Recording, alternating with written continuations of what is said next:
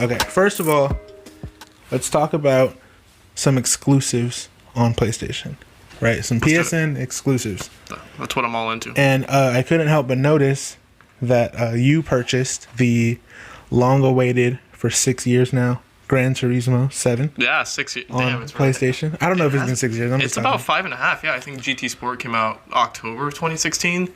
Yeah, it's been a while. Well, it's the first mainline numbered entry since 6 in 2013 that came out about That's a week. wild. That's about a week after PS4 launch. That was really strange. That's almost 10 years now.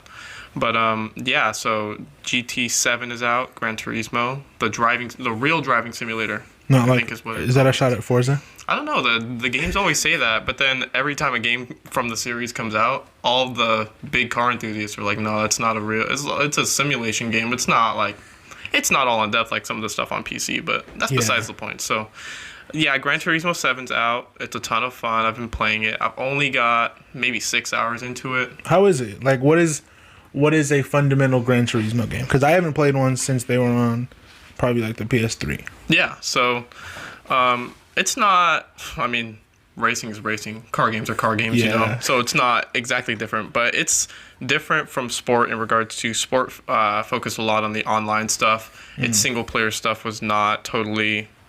I don't know. I wouldn't say up to quality or up to par, but they were missing some stuff from the single player aspect of the game, and post launch updates and stuff were good and all that. They added content and stuff and cars and all that fun stuff, but it's just.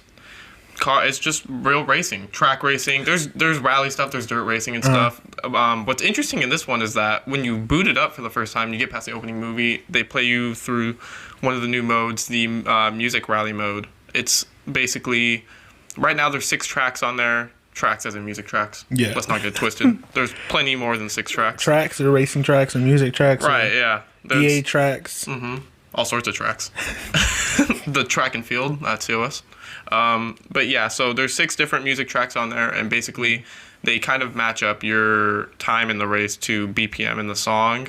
I guess that's kind of the easiest way to explain it. And so you're basically trying not to, you're basically just trying to keep pace with the song while you're driving. It's not super hard or anything, but it's kind of just a way to get you started with the game. They start you off by setting up your controls, and then you just do a race on that before they get you into the main game. So then after that, you go into probably, I don't know, I haven't played a lot of GT on PS3, or I played a little bit on PS2, but GT Sport was my first main GT game, so it was really weird hopping into this one, and then you have characters in it, like Sally, and I think there's Luca or Lucas at the cafe who's selling you menus and stuff, or not selling, but he's giving you menus to collect cars and stuff. It's really... Like how all the Need for Speed games now have like a story and characters and dialogue and all that stuff. Right. Well, the thing about Need for Speed is that they always had characters and... Well, yeah, they always had characters and stories for the most part, basically since, Underground 2? Maybe Underground 1? Yeah. But, yeah, Need for Speed now is way over the top with that. Like that reboot with the live-action cutscenes. Yeah, that was horrible. And Payback with just a full-fledged... Payback was okay. You think so? I think Payback was okay. I think that the first live-action reboot was horrible. You didn't like... No, because it was like, it would literally take you out of the game. Yeah. Like, literally. I thought it was interesting. It did take you out of the game. Yeah. But I thought the gameplay in that game was fun. Yeah, it was fun. I didn't like that it was always at night. Like, it was always at night. I also agree, but also it looked cool. Yeah, it did. It gave it an aesthetic, but, like, I can't get past dusk.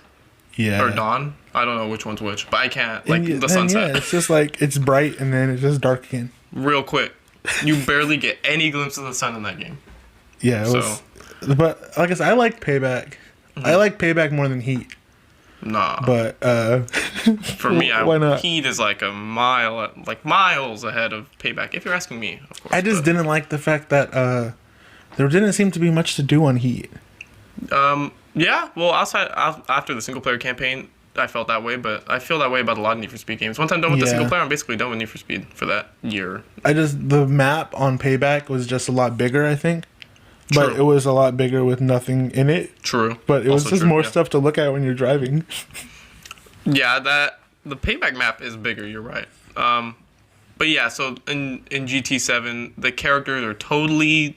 I don't know how to feel about them. It's not like they're talking or anything. There's no dialogue, at least from what I've played up to this point.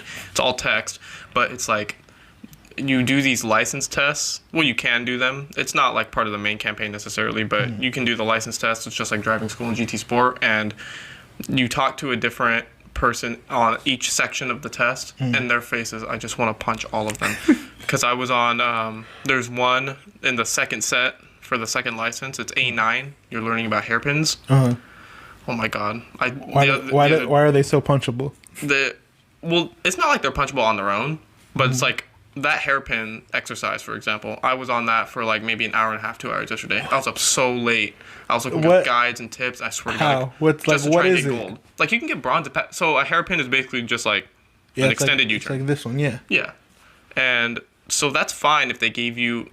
I mean, you're basically in driving school. Just give me a somewhat forgiving hairpin for Christ's sake, you know? They gave you the hardest one in the game. They give you the most ridiculous hairpin in the game, and the time they give you for gold is like 17.1 seconds, and I got to 17.125, and I was on the verge of just destroying a DualSense right then and there.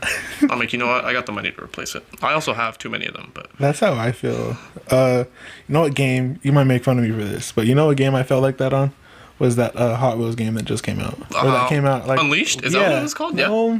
Or it was something like that. No, it was Unleashed. Yeah. Unleashed, yeah. I heard it was good. It's incredible. I love it. Yeah. Like it was another game where it's like there's nothing to do, literally nothing to do after you beat the game. Mm-hmm. But before that, it was really fun. There's no user created stuff or anything? There is, but you can only do it with a time trial. Oh, okay. So it's not like you can do those tracks online.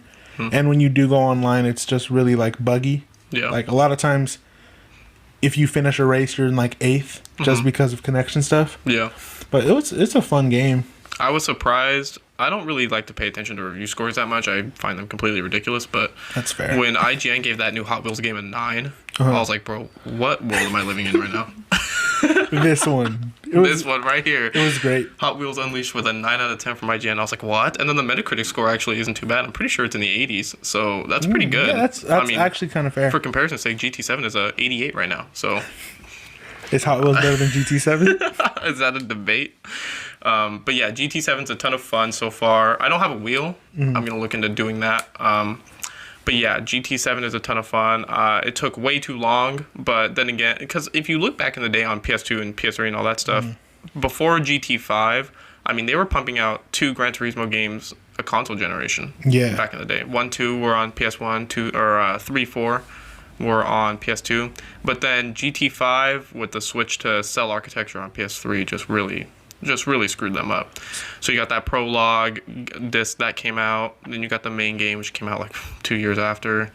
Then they decide, you know what, we've got cell architecture down, let's develop a whole new game on the cell architecture. That's a great idea. Let's not even worry about the new gen. Yeah. And then so they pump out GT6 like the week after PS4 drops. What? What's going on?